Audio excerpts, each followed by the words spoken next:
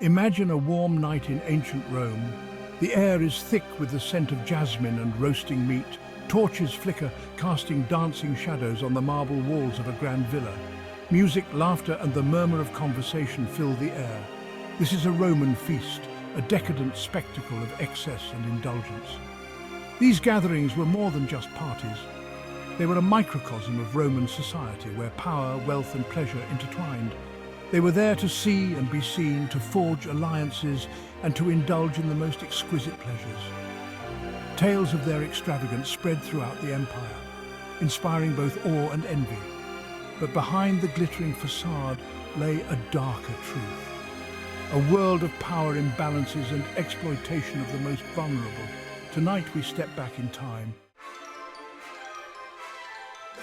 Who were these people who graced these opulent gatherings?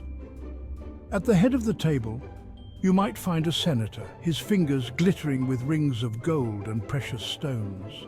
His wife, adorned in silks and jewels, would be by his side, engaging in witty banter with a visiting dignitary. Around them sprawled other members of Roman high society.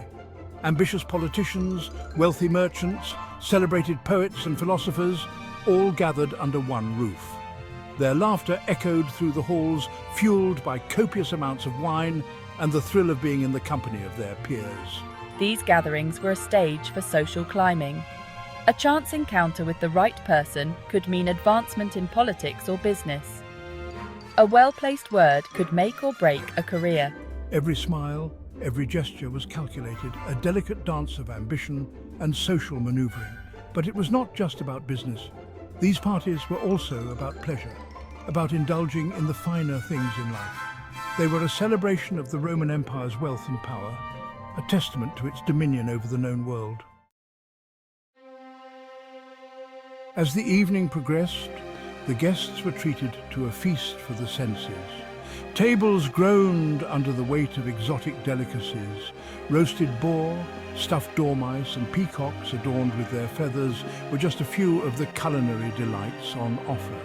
Wine flowed freely, poured from amphora into golden goblets. The guests drank toasts to the gods, to the emperor, and to their own good fortune. As the wine loosened their tongues, conversation flowed more freely, ranging from politics and philosophy to the latest gossip and scandal.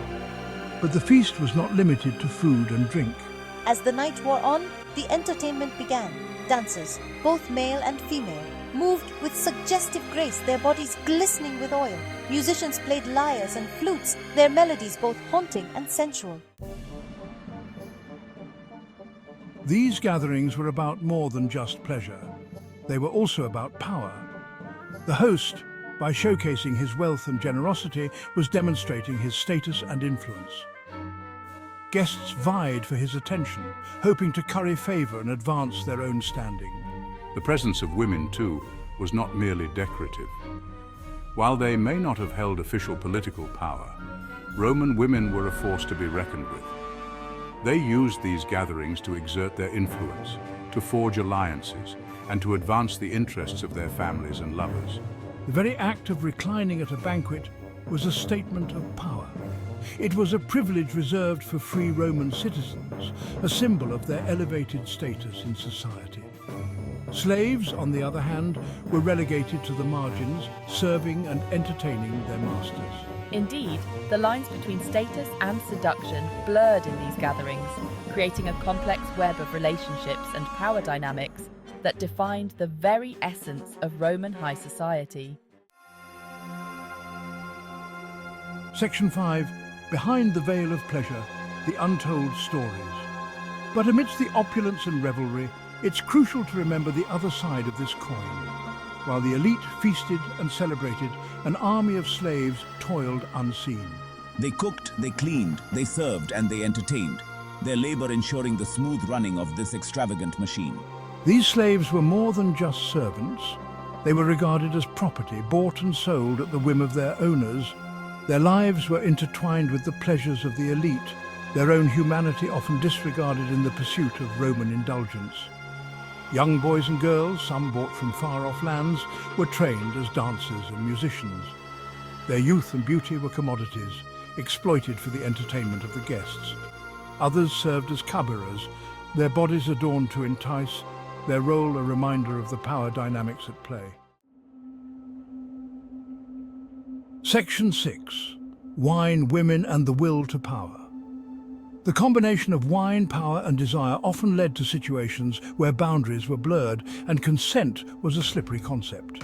The stories whispered in hushed tones, of powerful men taking what they pleased, of young slaves forced to comply with the desires of their masters, paint a darker picture of these seemingly glamorous gatherings. The very structure of Roman society, with its emphasis on patronage and power, created an environment ripe for exploitation. The elite, accustomed to getting what they wanted, often saw no moral quandary in taking advantage of those they considered beneath them. And yet, to reduce these gatherings solely to scenes of debauchery and exploitation would be a simplification. They were complex events, fueled by a potent mix of ambition, pleasure, and the ever-present awareness of power. Section 7. Beyond the banquets, Rome's enduring obsession. The extravagance of Roman feasts wasn't confined to private villas. Public games and festivals, often sponsored by wealthy individuals seeking popularity, also featured lavish displays of food and entertainment. Gladiatorial combat, chariot races, and even mock naval battles were staged for the amusement of the masses. These events served a dual purpose. They provided entertainment for the Roman populace, offering a much-needed distraction from the harsh realities of daily life. But they were also a powerful tool for social control, a way for the ruling class to appease the masses and reinforce their authority. The sheer scale of these events, the rivers of wine, the mountains of food, all served to impress upon the people the might and majesty of Rome. They were a potent symbol of the empire's wealth and power, a reminder to all who witnessed them of Rome's dominance over the known world. Section 8. Love and Loss. The Price of Pleasure. But even in the midst of such extravagance, there were whispers of discontent. Poets and philosophers questioned the morality of such excess, pointing to the growing gap between the rich and the poor. Some saw these lavish displays as a sign of Rome's decline, a symptom of the moral decay that they believed was eating away at the empire's core. And indeed, many of these gatherings ended not with a whimper, but with a bang. Jealousy, fueled by wine and ambition, often boiled over into violence. Fights erupted, plots were hatched, and sometimes blood was spilled. The very things that brought these people together, power, wealth, desire, could also tear them apart. The stories of these gatherings, passed down through the centuries, offer a glimpse into a world of both allure and caution. They remind us that even in the most civilized of societies, the darker impulses of human nature can never be entirely suppressed. Section 9. Morality in the face of excess, a complex legacy. The Roman Empire, for all its flaws, left behind a legacy that continues to fascinate and influence us today. Their art, their literature, their law, all have shaped Western civilization in profound ways. But what about their decadence? What lessons can we learn from their excesses? Some might argue that the Romans, in their pursuit of pleasure, sowed the seeds of their own destruction, that their extravagance weakened the empire from within, making them vulnerable to outside forces. Others might see their story as a cautionary tale about the dangers of unchecked ambition and the corrosive effects of power. But perhaps there is another way to view their legacy. The Romans, in all their complexity, remind us that human nature is a tapestry of light and shadow. They teach us that even in the face of great wealth and power, true happiness remains elusive, and that the pursuit of pleasure can often lead to its own unique set of sorrows. Section 10. Echoes of Excess. Rome's timeless allure and cautionary tale. Today, as we look back on the ruins of their civilization, we ponder the lessons of their rise and fall. The echoes of their laughter mingle with whispers of scandal and sighs of love and loss within opulent villas. Roman feasts mirror our desires and anxieties, reminding us of the timeless allure and consequences of excess. Rome's legacy is a reminder of the human heart's capacity for greatness and folly. The story of Rome is a story of us all: ambition, desire, love, and the eternal struggle between our better angels and darker impulses.